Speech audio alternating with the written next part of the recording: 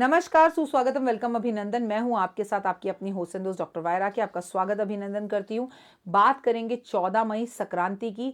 14 मई को होता क्या है कि जो सूर्य देवता है 14 मई को अपना राशि परिवर्तन कर रहे हैं। सूर्य हर महीने राशि परिवर्तन करता है, लेकिन जिस दिन सूर्य राशि परिवर्तन करता है उसे संक्रांत कहते हैं। और संक्रांत को हमारे बड़े बुजुर्ग बड़ी ही शुभ तिथि बता गए हैं, दान पुण्य की तिथि बता गए हैं। वीडियो की शुरुआत करें, लेकिन हमेशा की तरह सबसे पहले बात करते हैं बिल्ली दल कर्मा।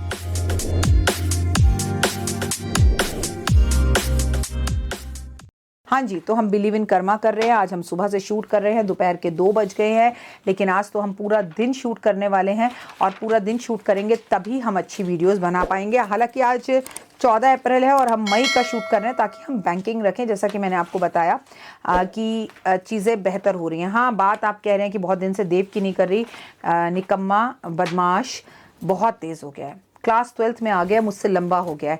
चलिए, सबसे अच्छी बात तो ये कि मैं हमेशा आके उठाकर बात करती हूँ और वो झुकाकर बात करता है। लंबा हो गया और वैसे भी उसको ये करना चाहिए, मैं उसकी माँ हूँ। लेकिन मैं आपको अपने और देव के रिश्ते के बारे में बता दूँ कि मैं उसकी माँ कम और उसकी दोस्त ज़्यादा हूँ। देव को पैदा कर कर मैंने कैसे संस्कार दिए ये मैंने देख लिया होली के बाद। मैं उसे बहुत बच्चा, नासमझ, नटखट, अनजान, भोला और बुद्धू समझती थी, लेकिन मैं 100 आउट ऑफ 100 गलत थी, क्योंकि एज ए ज्योतिष, एज ए वुमेन मैंने उसे कभी देखा ही नहीं। मैंने उसे हमेशा एक माँ की तरह देखा। देव के लिए मैं आपको जितनी भी तारीफ करूँ ना, आई हैव नो वर्ड्स। पता नहीं मैंने कौन सी तपस्या की थी, कौन से मोती दान किए थे, बस वो ये वीडियो ना देख ले।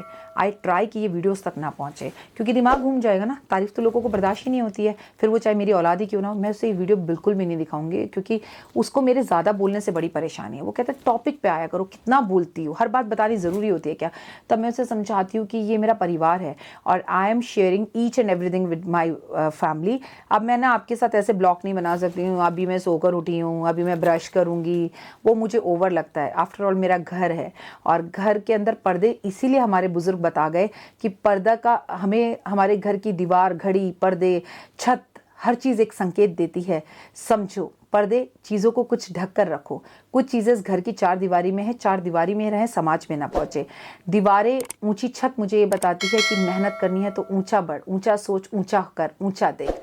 और घर का पंखा मुझे हमेशा ये याद दिलाता है कि कूल रहो, मस्त रहो, ठंड रखो, सब हो जाएगा। नीली छतरी वाला हमेशा मेरे साथ है। तो मैं आपको बताऊं, देव को जितना इनोसेंट मैं समझती थी उतना इनोसेंट नहीं है वो, भोला नहीं है वो।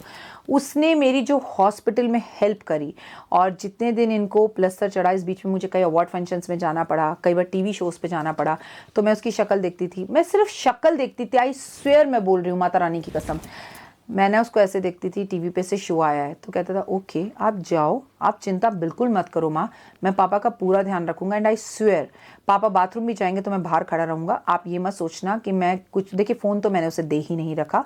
कभी कभी हमारा फ़ोन ले लेता है, वो भी हमारी लिमिटेशंस पर, हमारे सामने। और वो भी अगर वो 2 दिन ले ले तो मेरा तो बीपी बढ़ जाता है, मेरे तो दिल की धड़कन कानों तक पहुँचने लगती है। हे भगवान, इसकी ज़िंदगी में कोई लड़की तो नहीं आ गई। मुझे लड़की आने से प्रॉब्लम नहीं है, मुझे फ़ोन से बड़ी प्रॉब्लम है। I have a lot of allergy. आप यकीन नहीं मानेंगे, अजय मेरा वीडियो शूट कर रहे हैं, that people call him AV. आप एवी से पूछिए, अपने इस शूट के दौरान I never touch my phones, I have no phones. मैं जब भी काम करने बैठती हूँ मैं अपने फ़ोन स्विच ऑफ कर देती हूँ। दुनिया में आग लगे, कुछ हो, मुझे से कोई लेना देना नहीं। मैं काम कर रही हूँ, घर के नंबर खुले हैं, जिसे कॉल करना है घर वाले कर लेंगे। मैं एक सेकंड भी वेस्ट करना अपना जो है वो बेवकूफ़ी समझती हूँ। जब ये काम कर रहे हैं तो हमें मेंटली रूप से यहीं होना चाहिए।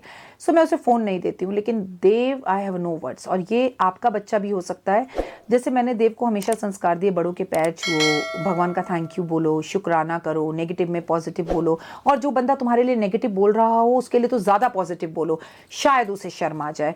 And respect the womens. मैं उससे कहती हूँ कि तुम ना चाहे आईएएस मत बनो, तुम डॉक्टर मत बनो, तुम इंजीनियर मत बनो, चाहे तुम मेरे जैसे ज्योतिष बन जाओ, लेकिन एक बात समझ लेना, सबसे ऊपरी धर्म एक आदमी का जो होता है वो होता है औरत की इज्जत करना। और औरत में ये गलती से भी मत सोचना कि जब तुम्हारी माँ है तो वो इज्जत के लायक है, तुम्हारे दोस्त की माँ है तो तुम्हारी माँ से 4 गुना ज्यादा इज्जत के लायक है वो। और अगर वो तुम्हारी बीवी है जो अपना पूरा घर परिवार छोड़कर आई है, उसकी माँ, उसकी बहनें, तुम्हारी साली, सड़क पर चल रही, कॉलेज स्कूल में मिल रही लड़कियां, they are respected like Durga माँ।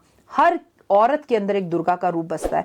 मैंने उसे ये संस्कार दिए और मैंने हॉस्पिटल में इन दिनों में देखा कि actually I have no words, I am proud of this. और इसके लिए दिल से माता रानी का धन्यवाद कि देव की जितनी तारीफ करूं उतना कम है। अपने बच्चों को संस्कार दीजिए, और जब भी माता रानी की कंज के घर बिठाते हैं, मैंने सारी कंज के देव से बिठवाती हूँ, देव से पैर छुआती हूँ, और उसका जो अहम वाला मर्दों वाला सर है उसे नाक रगड़वाती हूँ छोटी छोटी कन्याओं के सामने, कि उसे हमेशा याद रहे कि औरत के यहाँ पर या औरत के नीचे या औरत के दाएं या बाएं नहीं देखना है, औरत के सिर्फ पैरों में देखना है। जिस दिन सब मर्दों को ये बात समझ में आ गई, उस दिन इस देश में किसी भी लड़की का रेप नहीं होगा।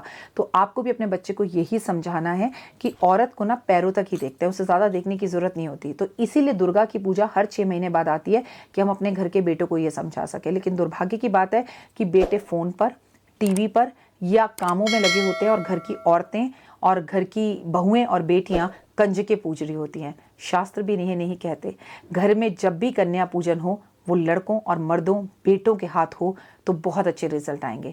उनके अहम को और उनको औरत की इज्जत करना, यही हमारे नवरात्रे हमें बताते हैं। संक्रांति पर आपको ऐसा क्या करना है, और ये भी आपको अपने बेटों से करवाना है। जिस दिन हम अपने घर के मर्दों को, पति को, बेटों को, बच्चों को ये समझाना शुरू कर देते हैं कि आज दान करना है, दान करने से क्या फ़ायदे होते हैं। ये जो शनि का साल है ना, अगर इसमें आप दान करते रहेंगे, गिव करेंगे, तो वो रिटर्न ज़रूर आएगा। क्योंकि कहते हैं कि क्रिया पे प्रतिक्रिया होती है। तो अगर आपको पैसा चाहिए तो पैसा लीजिए। अगर आप लोगों को कॉम्प्लीमेंट चाहते हैं, अरे मेरे काम की कोई तारीफ करे, तो प्लीज़ लोगों के भी काम की तारीफ कीजिए। अगर आप चाहते हैं मैं बहुत खूबसूरत हूँ, तो लोगों को भी बताइए कि वो बहुत खूबसूरत हैं। तो आपको ज़िंदगी में कभी मुड़कर नहीं देखना पड़ेगा।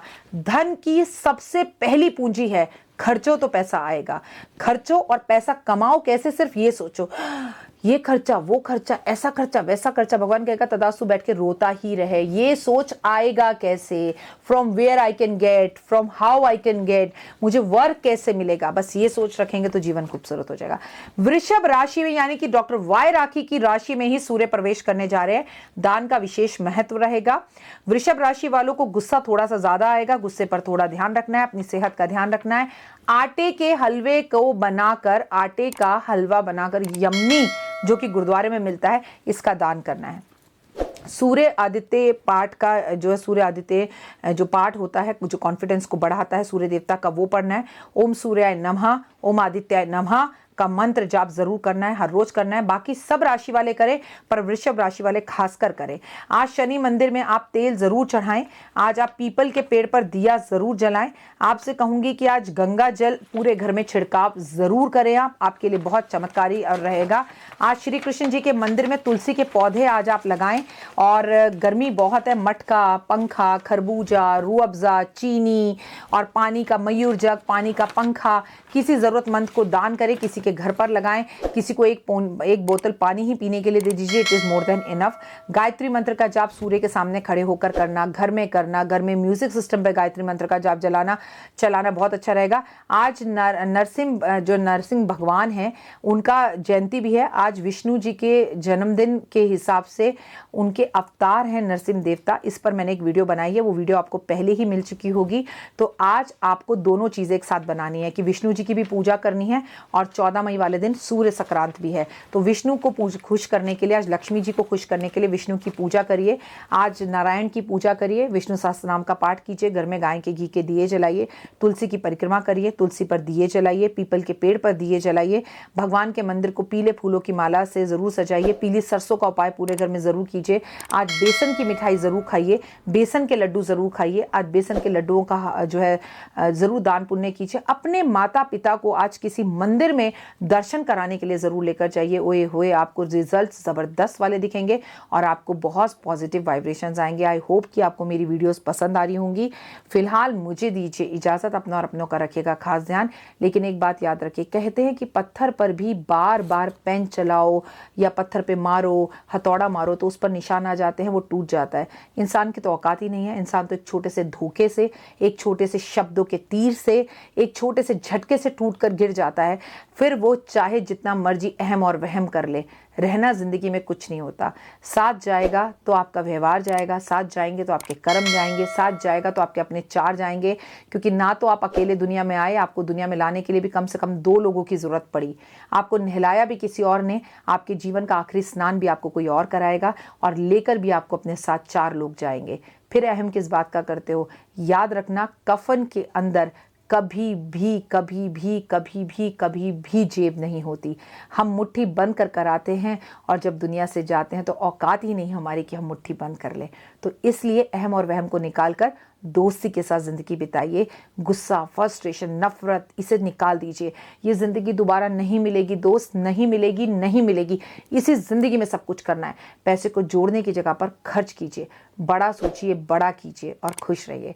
उसने नहीं पूछा, उसने हाल नहीं कहा, उसने मेरा बेइज्जती करी, उसने अपनी बेटी की शादी में नहीं बुलाया, माफ़ कर दो। अपना क्या लिया? हमारी खुशियों की चाबी किसी और के पास क्यों, सिर्फ हमारे पास होगी। इतने खुश रहो कि सामने वाले को प्रॉब्लम आ जाए। फिलहाल मुझे दीजिए इजाज़त। नमस्कार।